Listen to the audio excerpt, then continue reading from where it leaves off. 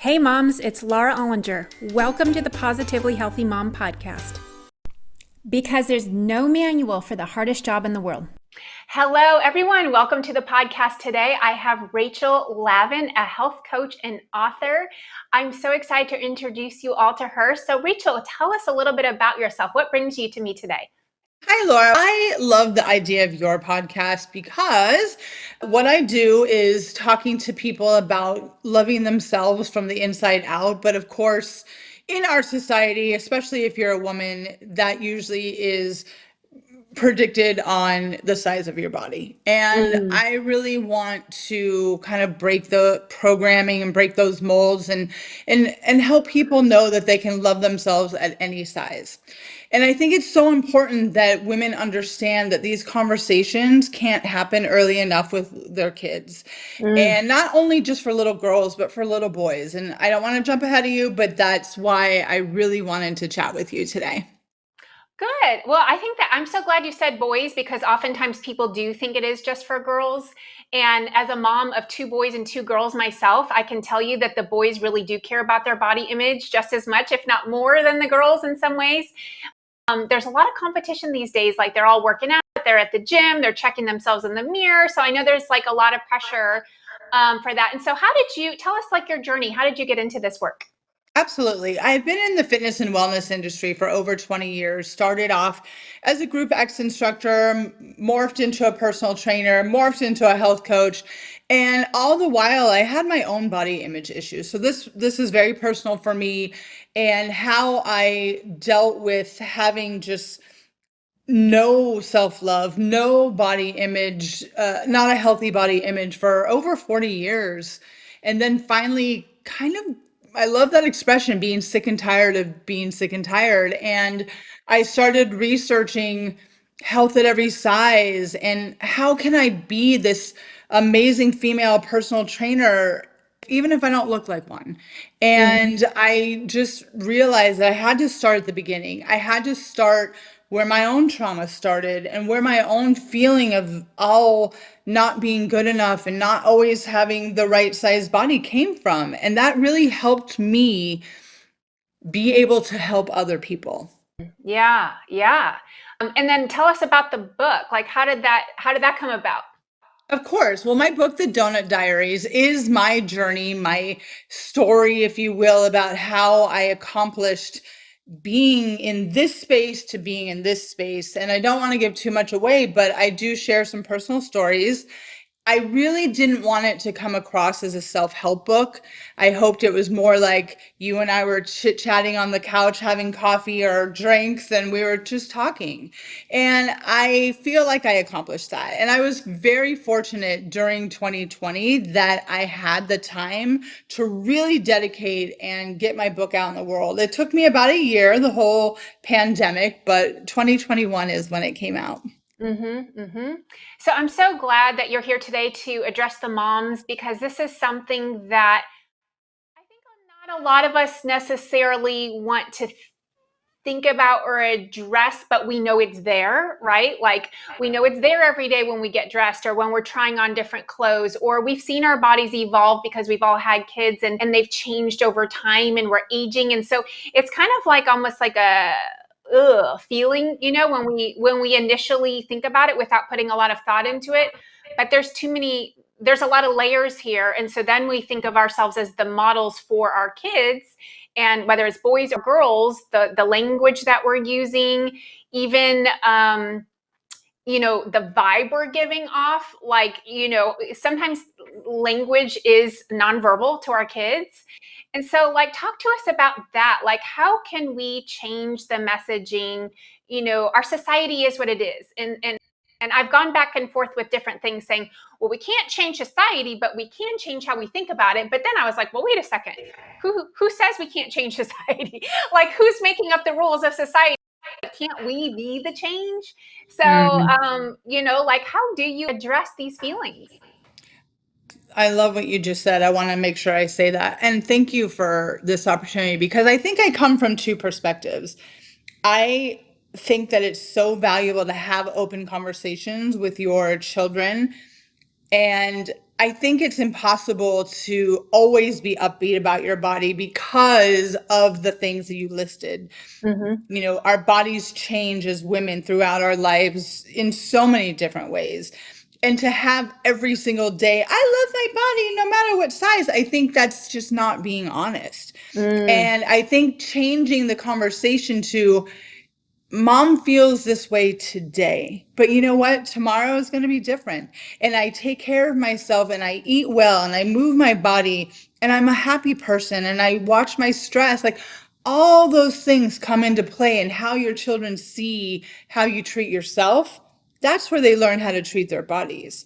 And mm-hmm. coming from a household in the 80s and 90s where I am sure, I don't know how old you are, but I'm sure you remember every single week on the cover of Us Weekly, some new celebrity was trying a different diet, and Oh, it yeah. was just in our face, even though it still is. I think that it was ingrained in women, even like get your celebrities, get your baby body back, or however they Mm, worded it. And it mm-hmm. was just this pressure that you had to look a certain way for your entire life. Mm-hmm. And I just want women to understand that it's not that way, and it doesn't have to be that way, but it does start with you and your own relationship with your body. And then, like we talked about, and how that carries into your relationship with your kids. Okay, so this is interesting. The timing is perfect for this conversation because we are filming this July 15th, 2024, but we'll air this episode in probably August, so it'll be after this event. But I have my 30-year high school reunion coming up in 2 weeks. And so that is like the most, I can't think of an occasion besides like a wedding that would be like the emphasis on appearance and body and how well we've preserved ourselves over these 30 years. A high school reunion is just like the quintessential event for that type of a thought process.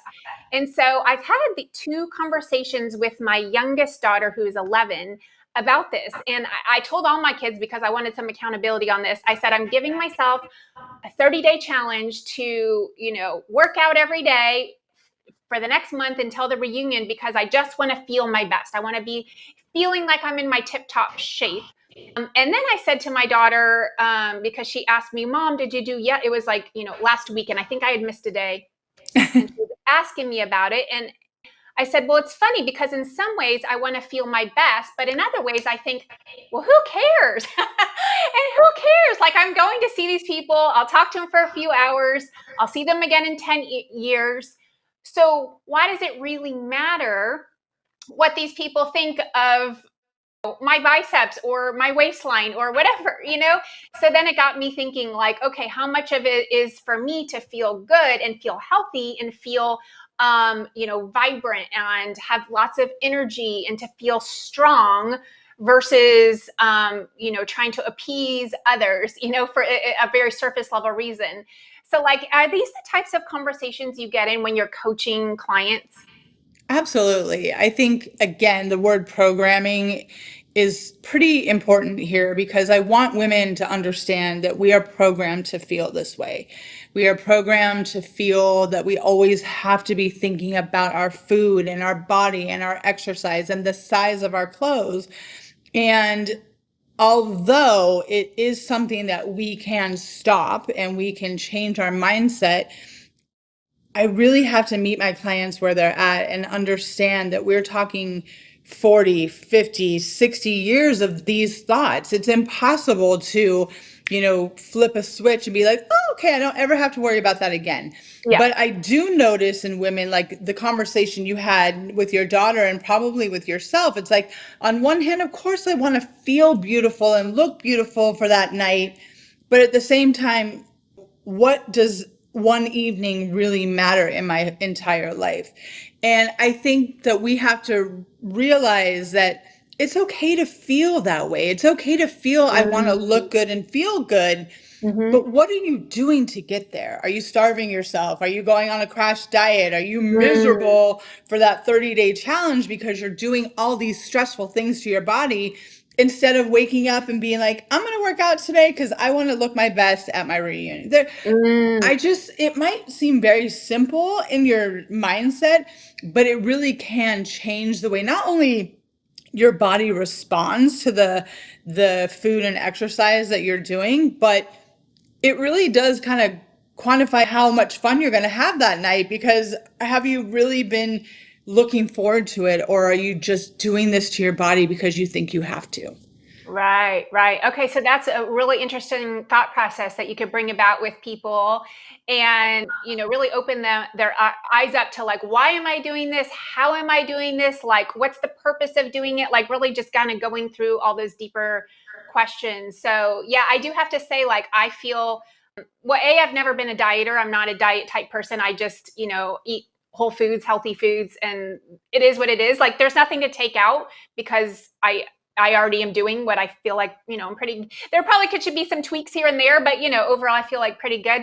But like the idea was it's like, okay, why not now? And I know I don't mean to make this all about like the reunion, but I feel like we all have these things where this is happening for us, like whether it's our child's graduation or whether they have a wedding to be in or different types of things. And so these are probably the same thought processes that go along with all those different things.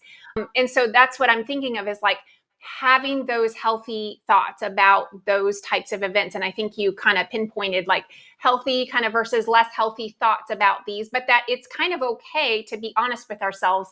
Like, why am I wanting this? Like, what is the purpose? So what is some like advice you give moms or women in general about these types of topics?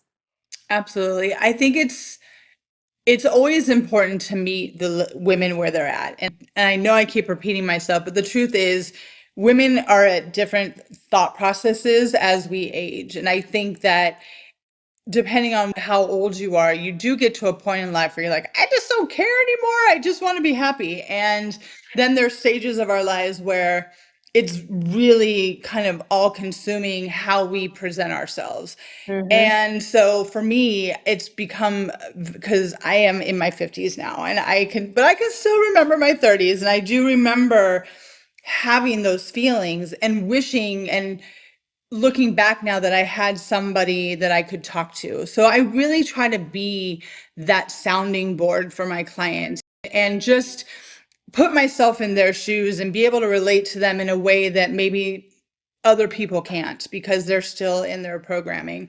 So I just meet you where you're at and say, hey, I've been there before. Here's a couple of things that we can do. You can always just not go if this is something that is causing you. And we'll keep using the reunion as an example because I really think a lot of women feel this way. And you can just choose to not go because why are you going to do this to yourself over and over again until the day of? And like you said, you haven't seen these people for 30 years. What exactly is their opinion going to do to you for the rest of your life? I think we don't think logically when we're in an emotional state. So I Yeah. think it's important for me as a coach to kind of bring you back down to let's talk about the what ifs. Let's talk about your choices. You can go or not go. You can do Mm, this, you can do that. And I really try to keep myself in a place for me in my own practice that I want you to feel like you're being seen and heard. mm. Yeah, right. And because at the end of the day, we all want that connection. We all want to be seen and heard. And so whether we get that need met through a coach or through these connections of these other people that I haven't seen in a long time, right? Like it's like that's what it's really all about. And I have a feeling that that's where you kind of that energy lies with the type of coaching that you do, because it's like that's what it's really about, is just that feeling of connection with others and then also connection with self, like wanting to feel that good strong feeling about yourself and with yourself. So how does that resonate with you? It feels very true. It feels good. I like that I was able to convey that to you because that is how I want to come across to my clients and women in general. I always want to make you feel that I do have a responsibility to educate you that what you are doing and point out to you that it's not working anymore. Mm, I always start off with new people by saying, are you open to doing the work that we're about to do that's going to get real uncomfortable? Because Mm. it does. It does. I mean, listen, when you've been feeling a certain way about your body for 5+ years, it's ingrained. It's who you are. And to Mhm. be able to change that, it takes some looking back so you can move forward. And as long as people understand that and know that this is a judgment-free zone, for lack of a better term, Mhm. and I don't promise that I can do anything for you other than just be there for you and share my own experiences with you. And then I'm just curious if you ever touch on the idea of, as a woman, we want to have this body that we feel good about. And a lot of times that for the purpose of that is for like a romantic part, a spouse or significant other. Like, how do you coach a woman through that situation? Absolutely. And I love that you brought that up because, again, personal experience. For so many years, I wanted to be thin and small and feel beautiful so I could find love. And when Mm-hmm. I realized that I didn't love Rachel, and really none of that stuff matters when you're with the right person. Of Mm-hmm. course, we all want to feel attractive and sexy to our boyfriend, partner, husband, whatever you want to call it.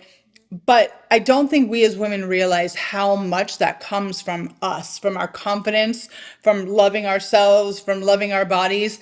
And again, I want to be honest and specific by saying there's nothing wrong with having moments in our life where I don't feel good because perfect example. I was small for a long time. My partner saw me in a smaller body for a long time. We left the city, the pandemic happened. I started going through menopause. My body is changing. Mm-hmm. Not once has he ever made me feel that he didn't love me anymore or that my changing body was a problem for him because we Mm. have established a trust in our relationship that he knows that you don't go there with me. You just don't. Right. Because I have worked so hard to come out of a shell that consumed me for so long that Mm-hmm. that's just not a topic of conversation that he gets an opinion about my body. Right. And maybe for listeners, somebody's hearing this right now and they're like, oh, geez, and maybe that's a red flag for that relationship, that if your partner is making you feel insecure about your body in some way, that maybe that's not the right relationship for you or not the right partner, or maybe that's just a conversation that needs to be had where they need to set some boundaries around what is acceptable in that relationship. Okay, so just like, to kind of like circle up this conversation, do you have any stories of a client that you could share? And I know we're always very confidential as coaches, but just, an anonymous story about a client that you were really proud of, that you saw just an awesome transformation in. Absolutely. I have been working with this woman and currently still do for 10 years now. And I remember her coming to me. She was in a bad relationship, she was in a bad job, and she just was taking it all out on her body. And we started working together. And this was kind of when I was starting to do my research and feel like there's got to be a better way out there. I was keeping it to myself at the time. But when my book came out and we started talking about things, it was impossible to keep quiet. So when my book came out, we had a conversation. She said, I can't talk to you about this stuff anymore. And she kind of shut down on me. And I Mm, told her right then and there, I said, my journey is my journey. I don't expect you, because we work together, to be at the same level I'm at. What I mm, do want you to understand, what I am going to hold you to a new rule, is that you can talk to me about your feelings about your body, but you don't get to talk down about your body anymore. I don't want to hear any more about the jiggles or this. There's a difference between saying that and saying, I really feel just not good in my own skin today. And I started teaching my female clients the difference. And I think now it's like, I want to be strong. I'm going to be 60 this year and I lift 40 pounds. So to see that trajectory with my female clients has been just, it opens my heart and I love it so much. But, and not to toot my own horn, but I'm gonna. Go for it. Just to be able to change that conversation for myself, I've guided other people to do the same. And I Mm. do love that because that's what I want to do. Mm-hmm. Women of every single age deserve to love their body no matter what. But I also want to teach how to take care of that vessel for as long as you can. So that's what I'm doing. I love that. And my takeaway from that is kind of that I am versus I feel. And we're allowed to have these feelings and have that be a temporary thing, but to really build on the identity of I am. So I have similar things when I work with my teenage clients or my mom clients. And I have an 18-year-old girl the other day that she said, I am lazy. And I'm like, whoa, stop right there. We don't say that here. And you can say, I'm feeling lazy today. But as a human being, you are not a lazy person. And how can we change that identity for yourself? And so that almost translates to what we're saying about the body. Maybe today I'm not feeling blah, blah, blah, but overall, I am strong. I am confident. I am energetic. I am all these other things. And that's the thing. And maybe this is like the perfect way to end it. We have a choice, right? We have the ability to make a decision. And if we're going to either choose negative or choose positive, we might as well choose positive, right? Because it's our choice. So Yeah. why walk around for the rest of our lives feeling all negative and bad about ourselves when we can make that choice? And with the help of a coach, someone like you, we can choose to feel more positive and feel better. And then that honestly, it becomes very synergistic energy. Like it grows into other areas of your life, right? I bet you've seen that where you're feeling good about your body. And so therefore that opens up new doors or new possibilities or even new relationships or being a more positive role model for your kids, everything like that, right? It's just like it all feeds on each other, this like kind of upward spiral. So Rachel, how can people find you going forward? Oh, thank you. I am Rachel Lavin, Lifestyle and Wellness. I just rebranded at the beginning of the year, so I'm still trying to say it. So, Rachel Lavin, Lifestyle and Wellness. You can find me on LinkedIn, Facebook, Instagram, and my website is of the same name. Perfect. Well, we'll put all the links in the show notes, and we so appreciate your time. Thank you for talking to us today. Thank you for having me. I appreciate it. You're welcome. Thank you for listening to the Positively Healthy Mom podcast, because there's no manual for the hardest job in the world. Don't forget to subscribe and share with your friends.